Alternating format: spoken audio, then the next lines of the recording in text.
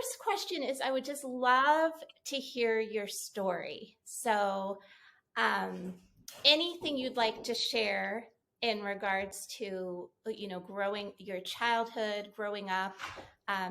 Did you grow up in a Vedic society? What messages did you receive as a female growing up in India, and just anything you'd like to share?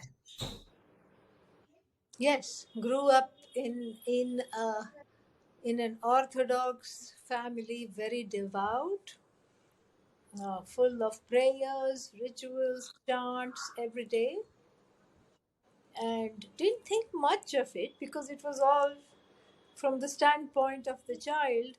New clothes, good food, friends, that's what every festival is all about. Until I think I had my first wake up call when I was 8, and the family took the 8-year-old to see the Shankaracharya, one of them anyway, from the Sringeri establishment, from the Sringeri Pitha. And it was not the reigning one now, but I think it was his predecessor who was still alive. And everybody was, thronging to see him in line. And it was explained to me that he's a very, very big holy saint. And he has the power to grant prayers and blessings. And it's a very special thing that we are going to go see him. So I was very excited. I said, "Oh, this is wonderful." And then what happened was that I saw the people ahead of me catch hold of his feet and put their head on his feet. And then I too did the same thing. And the whole thing, there was a huge outcry. And I was actually scared because I was startled. There was so much reaction. And I was 7 or 8 years old. And I said, what's happening? And the parents were wishing that I was somebody else's child, and it was just such a what should I say, such a taboo. Like I had breached, later on I understood I had breached a taboo of women not touching him ever. And so that is and then I didn't know what this was all about. I said, he's a holy man and I wanted his blessings. That's what I was trying to do. And everybody else in the line were looking at me like, now he has to go take a bath to wash you off, basically. And it made no sense to me at that time. But he was an enlightened person. And he just made the crowd chill out. And he said that, uh, you know, uh, she's just a child. She didn't do this on purpose. She's just a child. Let it go. And he talked very sweetly to me and tried to um, remove the fear that was there in the heart. And I think that was my first introduction to my gender, basically, within the context of the religion. I mean, otherwise, I knew I was a girl and girls like this and boys like that. That was not an issue so much. But then, so what does it mean to do gender within the context of the tradition was brought home with me. And then I think I became a little more careful and a little more, like I would just stand back and observe. Whereas I think as children's tendency is to just go forth and be spontaneous. Yeah, dive in. Yeah, so that is, I think that is a useful memory to share in terms of your dissertation and everything. So yeah, so Yeah. that's what I would like to share. Oh my gosh. No, that's thank you. So my follow-up question that I had placed is, growing up in Hindu society, what would you say are the ways that Hinduism has empowered women, and what ways has it disempowered women? Is there anything you'd like to share in that regard? Yes, I think, the Hindu tradition is a very wonderful tradition to grow in as a woman. First of all, we have goddess worship, very rare in the organized traditions. In the mainstream religions, God is always male, even though even though it's formless, but it's a he. They are convinced, and they will not entertain in the orthodoxy, that it could be a she. And this is what happened. There was Yes. one interfaith conference I went to with all the big wigs and this imam and somebody and some Russian Orthodox, their hats. You can tell from the size of their Yeah. hats and the hair, whatever things, how important they are. And here I was with my teacher, and we were sitting in a circle, and then we had to come up with some resolutions to show to the press and after the conference to release these resolutions. So one thing, my teacher proposed is, we can say that, I mean, it was very innocuous. We can say that some people invoke God as he, while some others invoke God as she. That can be the first, whatever. They had a conniption. And I've never seen Yeah. so many people so bent out of shape all at once. And, and they were all just very upset. And then so we could not even go there, even as a possibility, even to affirm what was already happening. And so this is a very big thing, that God looks like me, and that's wonderful. There is role model, there is affirmation, there is a connection. And so this is something which is, I think, the most empowering thing for the Hindu woman growing up in the tradition. And so this is something which is the other thing also is that, there is a certain kind of a personal space that one can take. One can, what should I say, wrap oneself in the shawl of the tradition, and it becomes a Hmm. boundary, a healthy boundary. You stay Hmm. over there. This is me time. Me time is goddess time. Me time is God time. It's japa time. I'm doing meditation.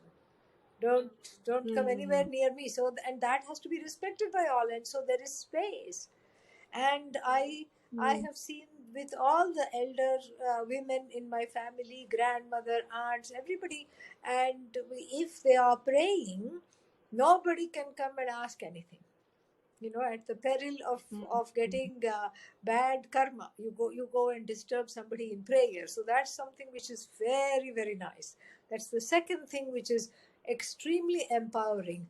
And the third thing which is very empowering, and this is from my own experience and those of others, is that there is a there is quite a bit of leeway for redefining one's the redefining or reinterpreting some of the ways in which things are done.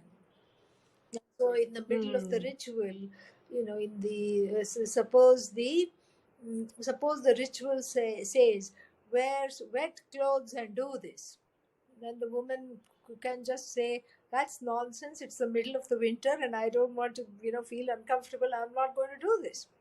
And so there's always substitutes, and so you can substitute this, and you can, like the woman may have some wet clothes and put it on the chair, wrap the chair in it, but she will sit on the floor in nice dry clothes. And so that is, some ways in which there is a lot of freedom.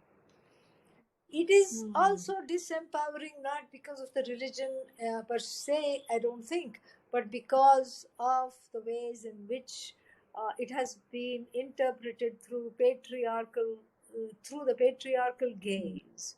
So we have, for example, certain kind of layering of texts. We have the primary texts called the Upanishads, and then in that is included the Bhagavad Gita, because it just clones the Upanishad in a very simple way.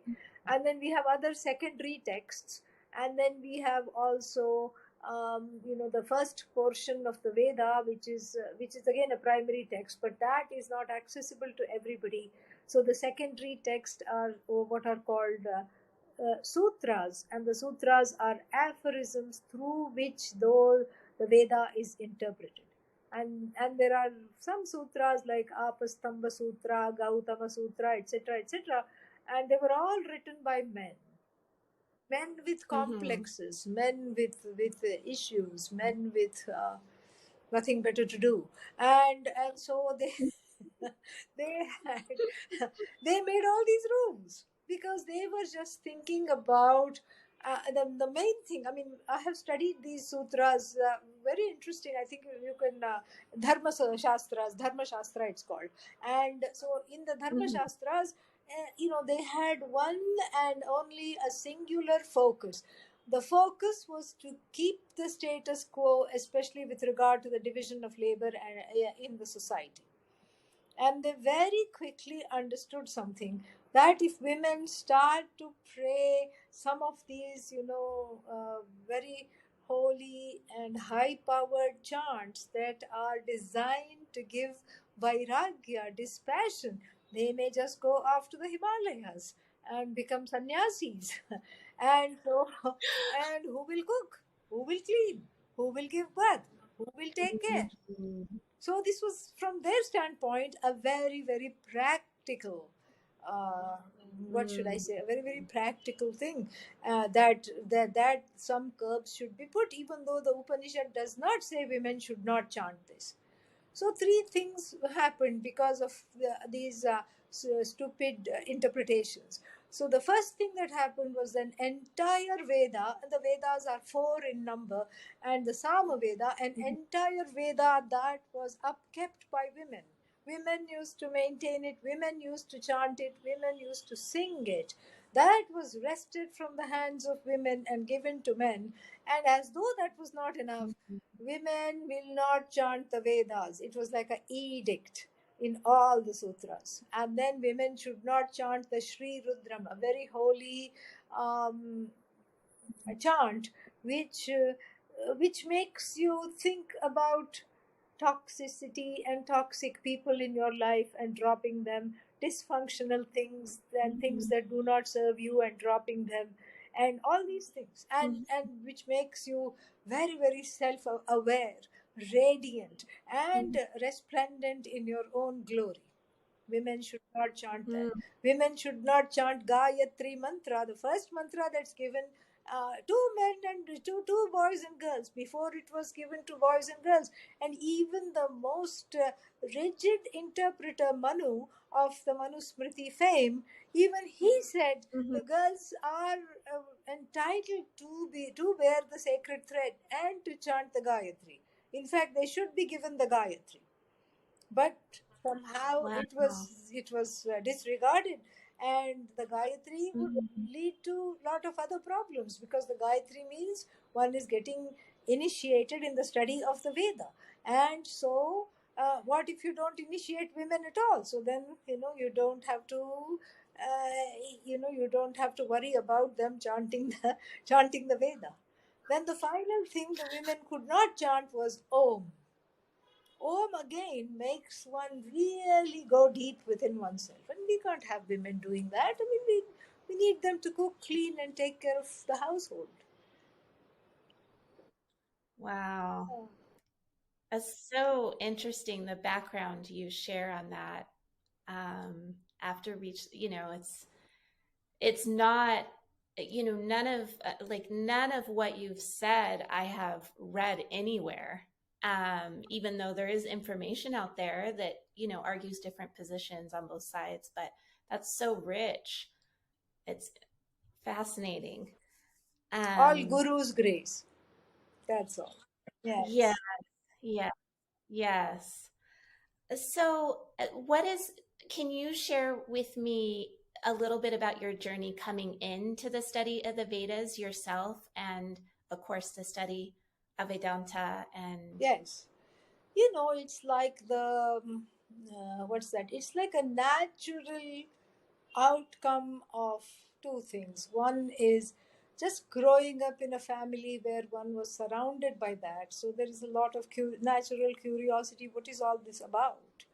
And the second thing, the reason that brought me to this was, as a professor, Mm, I was having so many students during the office hours. This was in a previous life before the ordination. And I mm, was having, lines of students. And it was not really, because of me or I was great or something like that. I just took it as there is a lot of need. There is a lot of desperation. People really want to know how to lead their lives, and this is. And then when they came to see me, it wasn't questions about assignments and what to write in this paper, or I need an extension on that. No, it was more like, I'm breaking up with my partner of 3 years. How do I go? Okay, why did this happen? How can I go forward in life? Or I'm having issues with my primary, people, the parents, and what to do with that, or something like this. It was my friends or my life. It was all about relationships. And then, what is the purpose of my life? And one young man came and said, please give me at least one reason why I should continue to live, before you call the before you call the ambulance and all the counselors and everything. And so then, Yeah. one thing was very clear, that here was, I felt uh, helplessly inadequate to address these needs and these situations. I mean, I knew some things, and I was being older. I mean, they were all, what, 19, 20, and I was much older as their professor, and so I could offer something from experience, but it felt very shallow. Especially when people are asking me the meaning of life and what is the purpose of life. I said, I better find out before I share with them, Yeah. before I share with them. Yes. And so then that led me to meeting my teacher, and I met one of his disciples first, who had come to give a talk. And so I was, I wanted to record her just like you are recording me now, and I wanted to hear what she had to say and everything like that. I was actually doing it um, for a magazine that I was that I was a collective. I was having a women healers collective, and so for this magazine, I wanted like a lead interview, and so I went to see her. And a very interesting, my friend was going to do the video, and I was going to ask the questions. So we both went to see her.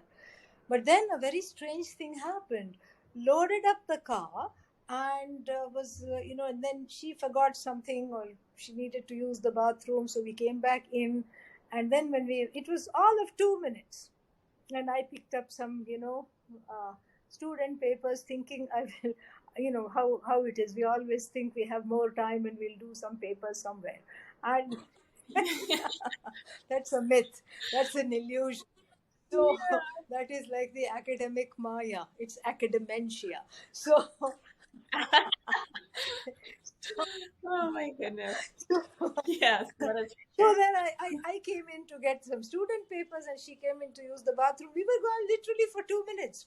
And then somebody broke into the car, stole all the equipment and everything. And so I found myself calling this lady who was a disciple of my teacher. She's very famous. Actually, she's an Ayurvedic healer. Her name is Maya Tiwari.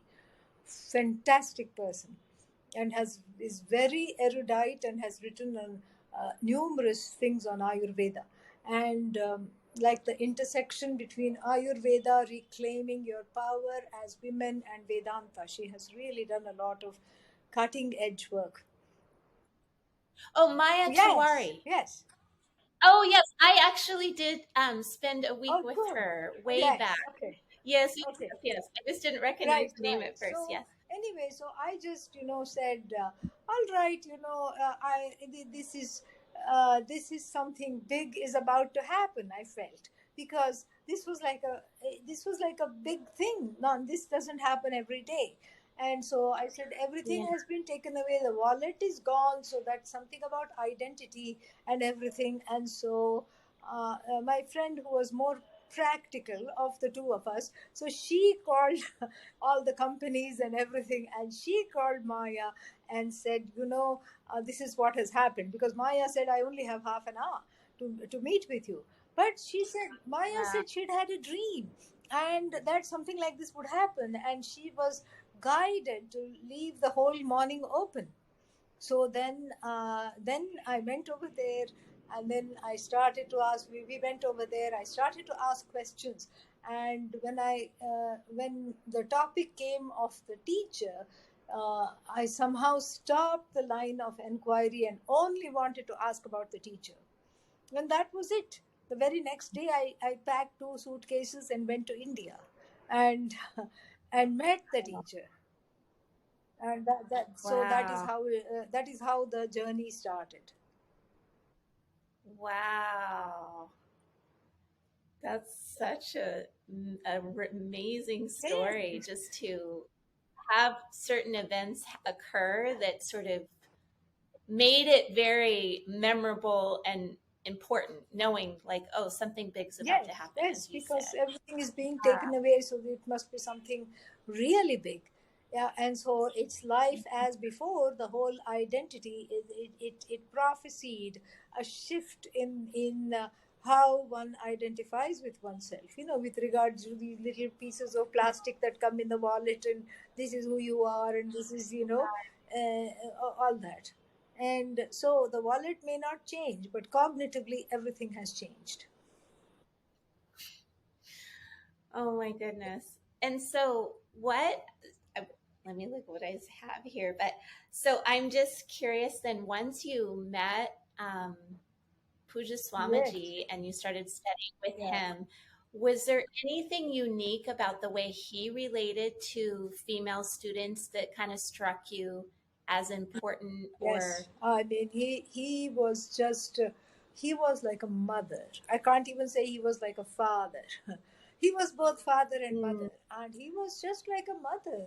And he was soft, and I learned a lot from him about relating to women and what are some of the pedagogical tools that mm, he would use. Like in one instance, I was very close to him because I traveled with him for 7 years, yeah, all over the mm, world, in the length and breadth of India, and all over the world.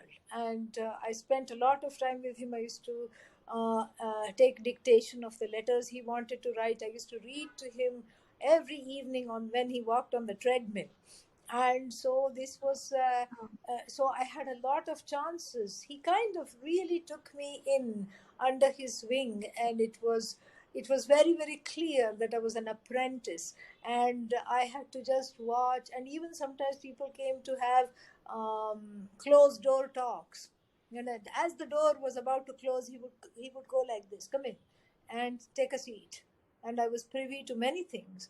And then on one occasion, mm, and this is nothing private, this happened in public. One occasion, one person derided somebody as one woman, derided somebody as a man and a woman, a couple, derided a student, a co-student of mine, who for something, some omission or something she hadn't done, and everything like that. And then Pujya Swamiji, the guru, he just got very silent. He listened to the whole thing, and then he said, women are sensitive about being blamed. He said, everybody is sensitive, but especially we have to be very sensitive about women being criticized and blamed. And you will have a lot more luck if you rephrase what you have to say constructively, without targeting wow. and without knowing why she might have Mhm. done something. And then I have also heard him say that a woman has to go to her in-laws house in the patriarchal culture is a travesty, because here is one woman who has to get adjusted to so many egos. And so Mhm. she had a surname, and now she has to drop that name and take on the husband's name in a traditional thing. And so this is Mhm. something which is very difficult. And he would say women make a lot of sacrifices for society and the family. And then the Mhm. final cherry on top came when I asked him the question. I said, Swamiji, you have gone everywhere. You know so many jnanis, people of self knowledge who are enlightened. where are they? I said, where do you find them? Are they in the hills? Are they in the cities? Where are they? And then he thought about it, and then he said, they are in I see the knowledge of the self more often than not shining in the elderly housewives. And he said, I may not even have met them that much. And I go to their house I'm invited to lunch, and the man of the house is sitting right next to me and eating his lunch also and keeping on talking. And he went like this, blabbing something or the other. And and as the woman is serving me, I look into her eyes and she looks into mine. I know she knows, she knows, I know she knows. Wow. So there was something, some good karma that took me to such the feet of such an enlightened master, especially with regard to gender issues. And he sent me to the most conservative conference to represent him. That was some other story. It was something else. Do you want me to go into that? Would that be useful, or should I not? Yes, I think that would be actually really, really nice. Yeah, to share that Yeah, this was in experience. 2007 or 8. It was the Hindu Jewish dialogue, and it was a high level delegation. And I had been working in the background, writing letters and inviting people and everything. Mhm. And Swamiji got bronchitis and he was told not to travel, especially on the plane and everything. His lungs were very weak. And he said, you must go. And then, I received a letter from the rabbinate in Israel saying that women should not speak until they are spoken to, and these are the protocols with the rabbis. And this is, if you are coming, you can come, but this is what you cannot talk, you cannot do this, and you have to walk behind them, not in front of them, etc.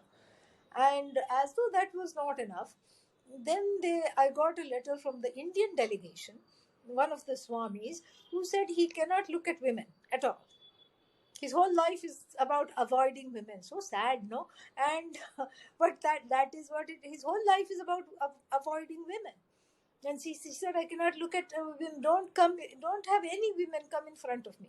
So then I called Puja Swamiji, and poor thing was coughing so much, but still, he found it amusing, and he said, all the more reason you should be there and you should go. So I Oh, went and I gave them a wide berth. I just hung around in the back, and then because unless they turned, I did not eat with them. Went, took my food, and then went, and sat at some other table and ate there and everything. And this is how it continued. And it was interesting. The head of the Indian delegation, who was not very well versed in English, came and said, I want you to write me a talk in English so that I can give that talk. So I said, okay. And I said, what do you want to say? He says, oh, figure something out. You say it. I'm sure you'll do a great. And then so it was, there were lots of interesting things happening. The final day, wow. I think perhaps because there was this big delegation or something, it snowed in Jerusalem after 75 years when we were there. And then on that day they were supposed to take us, to visit the old city and the markets and everything like that. And then of course I was in a different car, they went in a bus, because I didn't want, I just gave them a lot of leeway. So I went in a little taxi Yeah. which dropped me off at a designated place, and then the taxi left. And then it was snow everywhere. And here I am looking, I have no idea which little cul-de-sac they have all gone into. I have no idea. The bus has also returned. I could see the tire marks, and I just stood there. I said, this is very, very interesting, and I don't know what to do, and maybe I should just stand here. Guess who came for me, Catherine? Guess who came for me? The Swami that cannot look at women. He missed me. And he missed, Oh, and he came and he said, Mataji, mother, this way, follow me. He oh, came to get me. And so whenever I tell this story, I say sometimes your absence is more powerful than your presence.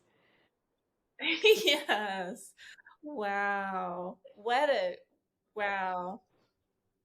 I love that. I love hearing that. It's so fascinating because just the, so I went to Coimbatore for 5 weeks on two occasions. And I just always felt safe in Puja Swamiji's Yes. presence. I've met, many gurus and teachers and things like that. And so I studied my past studying with Carol Yes, Whitfield. yes, yes, Um, yes. Radha, yeah, so yes. yes. And so she's been my main teacher. So when I was studying with her, I was like, well, I'm not interested in meeting a man teacher. I was like, I don't need to meet. And then I was listening to her interview him and I heard his voice and I immediately knew that I wanted to meet him. And upon meeting him, I was just so taken by how safe I felt as a woman, just my journey as a woman through life and how he had a very unique presence and just regard for women in the way Absolutely. he Yes. and that was just so healing in Yes. itself because I think to really, kind of take in the knowledge in a deeper way, meeting and and Radha was there during that time. So it just deepened my study and experience and so I've always just felt so much gratitude for the knowledge, but also for his unique presence with women. Absolutely, I agree with you 100%. And also, he transmitted he transmitted to all of us a very important point is that any kind of slight, and here in this trip, there were many reasons or many ways in which I could have taken offense, but that never happened. Mm, Instead, I found myself feeling very sorry for that Swami. Like, what a way to live life, avoiding half the population of the world. So I was feeling more compassion than any kind of a slight or offense. And that was because of the way he taught. And his mm, teachings were just very simple. Nobody at any given time is out to get you. That was what he yeah. really taught. He took away this knowledge, takes away subjectivity, takes away Mm, the past hurts and the effect of the past, whatever it is, whatever may have happened with the primary caregivers. Okay, and so whatever baggage one is carrying is all gone in the light of this knowledge, because we start seeing the world as the guru sees the world, and that is the greatest blessing of all, if it is an enlightened guru. mm. Yes, I always remember one of the talks he was talking about forgiveness and not liking the word forgiveness and just about understanding the Mhm. background. And that always stuck out as just being such an important part of kind of, his teaching and what you're speaking to. And it's so healing because you kind of then relax like, oh, okay. Understanding the background's easier than trying to forge Yeah, through, or trying to fix somebody, because that cannot happen. fix. Yeah. Yes, yes, yes. So then, as so on that journey, you became a teacher yourself and became, a very eminent teacher. I know you've traveled the world. You have, so many students. So is there a pivotal moment in on that journey or anything significant you'd like to share as being a female teacher or so the transition from student to teacher or just as a teacher in a female body that you would like to share? I don't think of myself in the female body most of the time. I mean, right now I'm thinking of it because that is the topic of this interview. Yeah, but Yeah. I don't really Yes. think of myself as in a female body, because the knowledge transcends gender completely.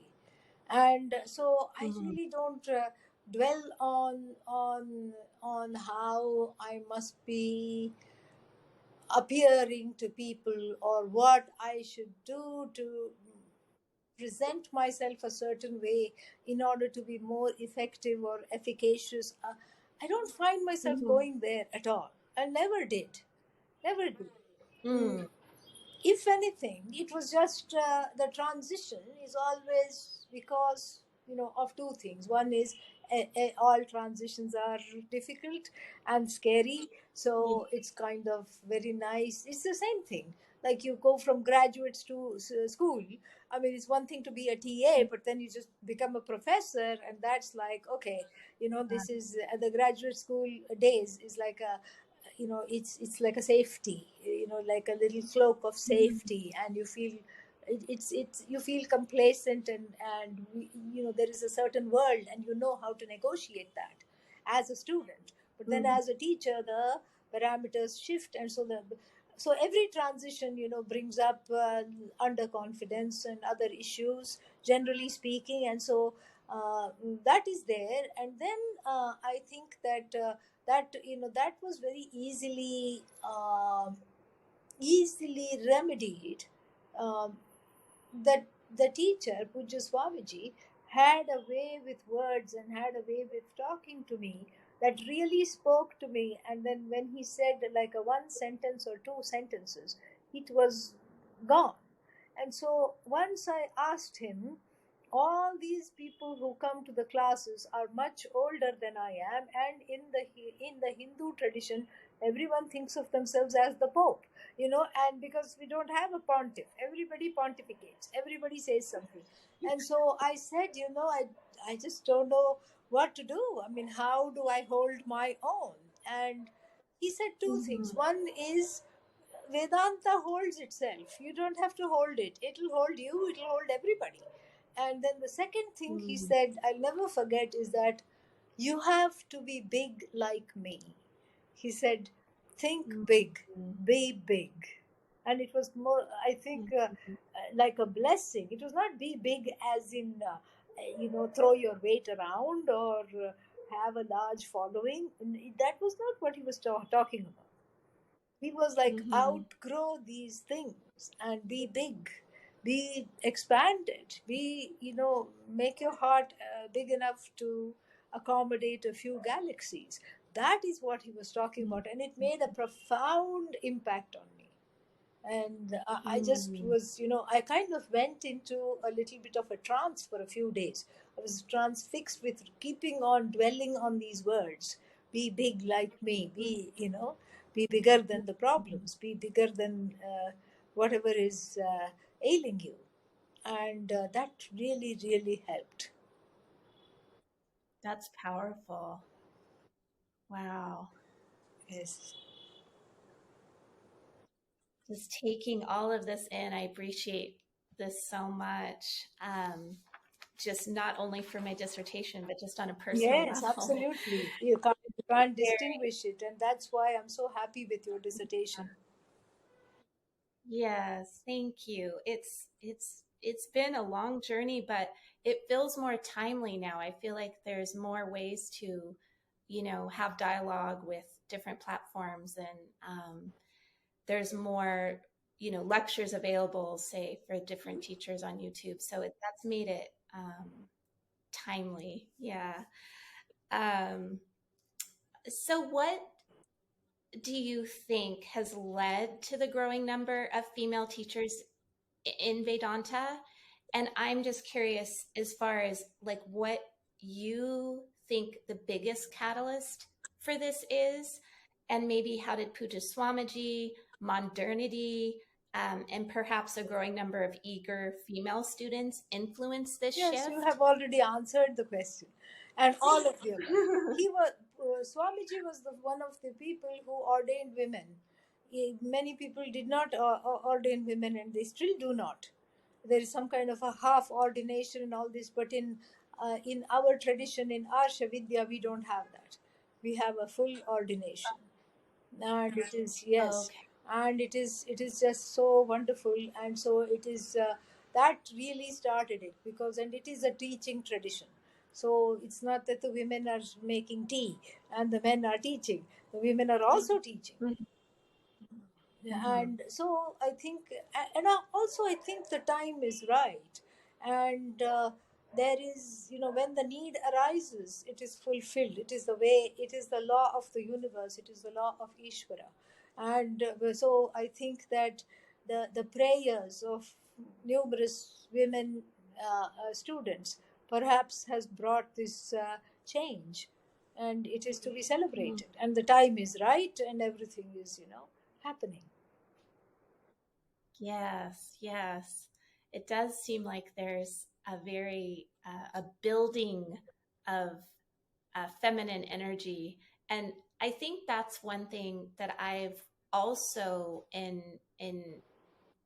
having interviews with different female teachers is I'm wondering if you've noticed both of your own teaching and the teaching of other female teachers, if there's any notable sort of feminine pedagogy, like way of teaching. And in one of my in one of the texts I was studying that was looking back into the Vedas and some of the first female rishikas, it had this idea of females teaching with love and friendliness. And that really struck me because I've witnessed that, and there is an element of relating to people in a very sort of loving, friendly way that seems to be pretty universal, at least in what I've witnessed with female teachers. So is there anything you could speak to on that? No, because I find that numerous male teachers are also very loving and friendly. So Yes. because I think it is not so much about one's gender per se, because I think it is about Vedanta in general. So if you are a carrier of this knowledge of oneself as whole, free and joyous, how can you not be? How can you be anything but loving and friendly? That's what I think. Yeah. And but pedagogically, what if there is a female parampara or some kind of a practices or something like that, uh, that would, I think, have to do with again, in the interpretation of the texts. And the text, we have a very rich history of hermeneutics, pun intended. And so and Yeah. so and so there, there is a lot of leeway. There is a lot of leeway, and you can look at a story in the Upanishad, and you can Mm-hmm. look at men getting themselves into tied up in knots about something in a particular narrative. I'm not recalling it immediately, but maybe some example may come later.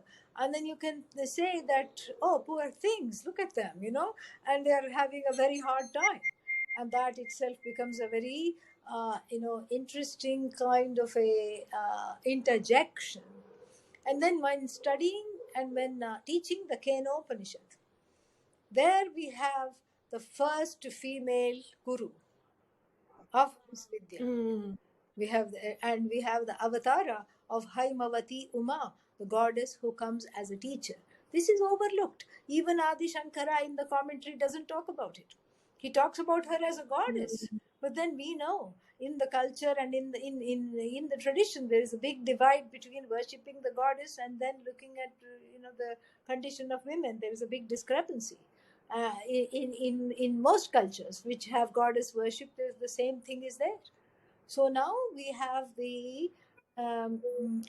that very important thing to see it for what it is. Here in the story, Indra, there is one kind of a mysterious being that comes into the room when Indra and the god fire, Agni, and Vayu, um, wind, they are all partying, while forgetting that they are partying because they are celebrating a victory and in a war, while forgetting that the victory was because of the grace of God. They forgot that.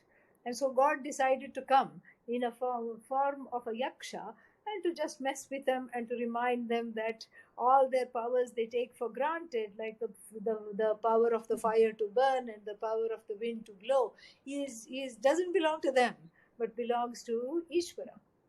And so then that's the first instance of an avatara, and that avatara goes away when Indra goes to talk to this yaksha, this celestial being. And then the celestial being disappears, and Indra sits and meditates, cleanses his heart, and in the same place where the celestial being disappeared, a wonderful golden hued woman, goddess figure is standing there alive, and she teaches him the Upanishad. How can we miss this? We can't miss this. This is what I would call a women centered pedagogy. When we look at this, I mean, if supposing, let's say that avatara, the second one that came, was in a male body, we would have said, oh yes, it's the teacher. Lord Narayana has come as the teacher, Lord Shiva has come as a teacher, and we do have that Dakshinamurti. But here there is Haimavati Uma. And this is Ma means knowledge. That's what it is. She who is the embodiment of resplendent self-knowledge, as resplendent and self-evident as the self. And here she came to reveal the self in the form of the teacher, and the being that disappeared had to disappear because it was really oneself, and it could not be objectified. And when Indra went and tried to relate to Ishvara as an object, it disappeared. And she tells him all this, and it is just beautiful. And so this is how we have to understand this, and we have to teach it in new ways. We have to write about it in new ways, and then that is when we have a new. It's not really new, but I think we have a women-centered parampara. And Pujya Swamiji has done so much for this, because he would say, well, people will get offended studying the Gita because it is only addressed to men. And let me be the first person to tell you that it is addressed to men because it's all in the masculine. Yeah, so he did a lot to carve out a female-centered, women-centered pedagogy of teaching Vedanta. I mean, I have learned so much from him. I am so grateful. And his mind was like the whole cosmos, everything he could hold in it, and everything he could make okay. And even the most disgruntled person, would want to go see him. And even the most hurt person, even the most angry person, he had the force of the knowledge was such that he could disarm everybody. And that is something, that more than trying to be a woman teacher, that is what is to follow. You just accidentally happen to fall in the woman's body. That's what it is. Yeah, that is not the main thing. It is. Yeah, right. It's interesting though. I've never heard that about the Keno. It was the Keno Upanishad.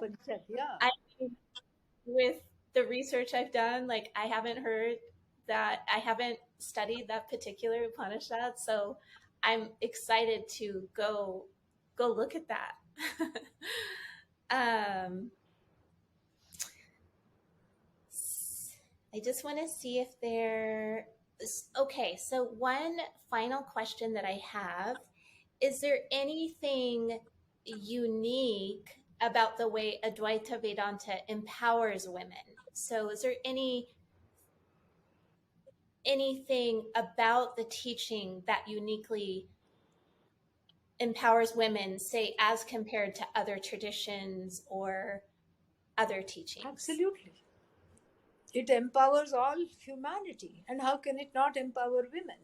And here one was thinking that one is a victim of circumstances. One is in the hands of karma, and one has all these responsibilities and all these things, and one is a doer, and one is done in. When one is not a doer, one is done in by other people's doings. And here, this person, whether man or woman, is told you are free. And you are whole, you are limitless. In fact, you are not You are not existing because of all these circumstances. You are indeed one with the cause. And if anybody is told that, that is just so transformative, completely transformative. And then within the current context of gender dynamics, discrepancy, oppression, internalized oppression, if a person is shown this, imagine, I mean, it is unimaginable. Like, one is it becomes a kind of a, to use a cliched term, a kind of a liberation theology, Mm-hmm. in the sense of not just liberation, moksha as liberation, but also liberation from everything else that is staring at one in the face, on an empirical realm. And there is a beautiful saint. I wish to introduce you to. Her name is Bahina Bai, in the 17th century, a Bhakti movement saint. And she was a poet, and she was married to an extremely control freak, kind of a narcissist husband. And here she was, all the time attending to him, and on top of that, he was sickly and angry and highly suspicious. Even if she went to pray, he was like, "Who are you with?" He's this kind of a fellow, and a total control freak. And then, she used to give vent to her feelings in poetry, and what beautiful poetry! And some of them have been translated, and one of them I quote: "The Vedas cry out, the Puranas shout, no good may come to a woman. Oh Lord, what am I to do, having been born in this woman's body?" says Bahina. So she refers to herself in the third person, as that was the way they would delegate authorship in their poetry. Says Bahina, what is this? How am I to know the truth? If the Vedas are looking upon me like this, how am I to know the truth?